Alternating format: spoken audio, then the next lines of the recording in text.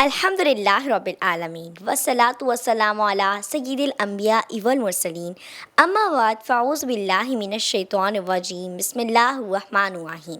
ناظرین محترم، اللہ تبارک و تعالیٰ نے کائنات کو بنایا، اس میں انسانوں کو بسایا اور ان کی رہنمائی کے لیے انبیاء اور رسولوں کو مبعوث فرمایا اور مختلف قوموں کی ہدایت کے لیے انبیاء کرام علیہم السلام کی آمد کا سلسلہ جاری تھا کہ وہ زمانہ بھی آ پہنچا کہ ہمارے پیارے مدنی مصطفیٰ صلی اللہ تعالیٰ علیہ وآلہ وسلم تشریف لے آئے۔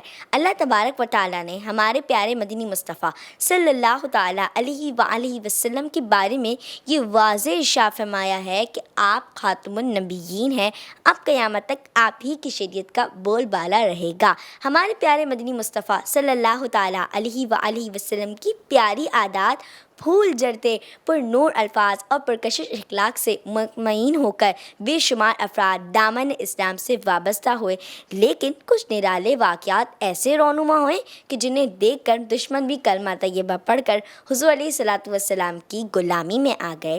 ایسا ہی کچھ یمن کے حاکم بازان کے ساتھ ہوا۔ اس دور میں یمن پر ایران کی بادشاہ خسرو پرویز کی حکومت تھی۔ ایرانی بادشاہ اپنے لیے کسریٰ کا لقب استعمال کیا کرتے تھے۔ کسریٰ کو جب یہ معلوم ہوا کہ ہمارے پیارے آقا صلی اللہ تعالیٰ علیہ وآلہ وسلم نے اپنی نبوت کا اعلان فرمایا ہے اور لوگ جوگ در جوگ دامن اسلام سے وابستہ ہو رہے ہیں، تو اس نے بازان کو خط لکھا کہ اس مدعی نبوت سے جا کر کہہ دو کہ اپنے دعوے سے باز آ جائے، اگر وہ مان لے تو درست ہے، ورنہ سر قلم کر کر ہمارے پاس بھجوا دینا۔ بازان نے وہ خط حضور علیہ الصلوۃ والسلام کی خدمت اقدس میں پہنچوا دیا۔ حضور علیہ الصلوۃ والسلام نے اس کا جواب لکھا کہ کسریٰ کو فلاں مہینے فلاں تاریخ کو قتل کر دیا جائے گا۔ یہ دیکھ کر بازان کہنے لگا اگر وہ نبی ہے تو ایسا ہی ہوگا، اور مقررہ وقت کا انتظار کرنے لگا۔ چنانچہ کسریٰ کو اس کے بیٹے شیروز نے اسی مہینے عین اسی تاریخ کو قتل کر دیا جیسا کہ حضور علیہ الصلوۃ والسلام نے پیش گوئی فرمائی تھی۔ یہ دیکھ کر بازان اور اہل فارس جو یمن میں تھے مشرف و اسلام ہوئے۔